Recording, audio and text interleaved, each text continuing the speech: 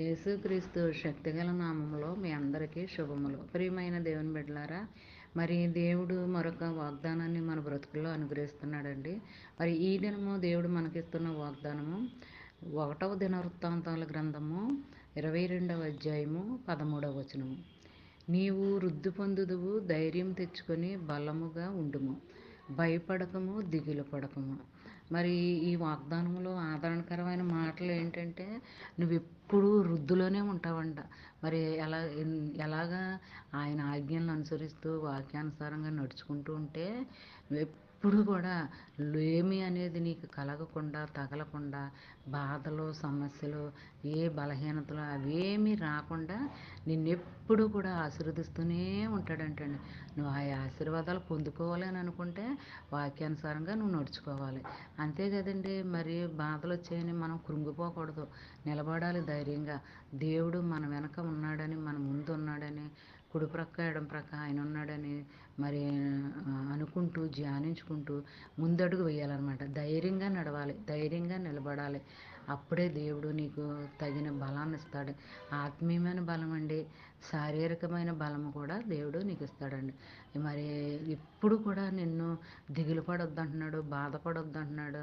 మరి ఏ విషయంలోనూ కూడా బెంగ అనేది నీకు కలగకుండా ఆయన చేస్తాడనమాట అండి. మరి ఆయన కృప ఎప్పుడు నీ మీద, నీ కుటుంబ సభ్యుల మీద, మరి నీ బిడ్డల మీద ఉండేలాగున మరి మీరు కోరుకోవాలండి.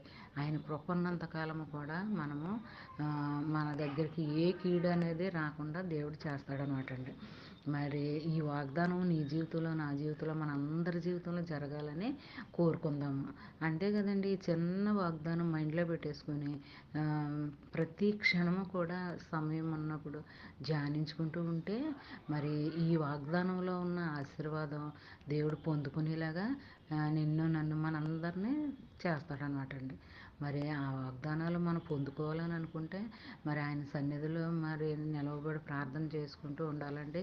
మరి వాగ్దానాలు జ్ఞాపకం చేసుకుంటూ ఉండాలి, బైబిల్ భాగాలు చదువుకుంటూ ఉండాలి, వాక్యానుసారంగా నడుచుకోవాలి, ఆజ్ఞానుసారంగా నడుచుకోవాలి. మరి ఇవన్నీ మనం పాటించినప్పుడు దేవుడు చిన్న చిన్న వాగ్దానాలు మన జీవితంలో జరిగించడానికి ఆయన కృప చూపుతాడండి. ఎప్పుడూ కూడా మనల్ని అధైర్యపరచడం అనమాట అండి.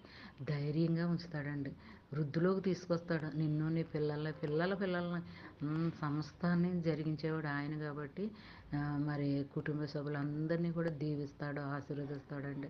లేచింది మొదలుకొని మరలా పడకల దగ్గరికి వెళ్ళేంత వరకు కూడా ఆయన కాపుదల మన పట్ల ఉన్నది కాబట్టి మనకి ఏ హాని, ఏ కేడు జరగకుండా ఆయన మనల్ని కాపాడుకుంటూ వస్తున్నాడండి. మరి ఈ దినమంతా ఈ వాగ్దానం నీ జీవితంలో, నా జీవితంలో, మనందరి జీవితంలో జరగాలని కోరుకుంటూ ఆమెన్. God bless.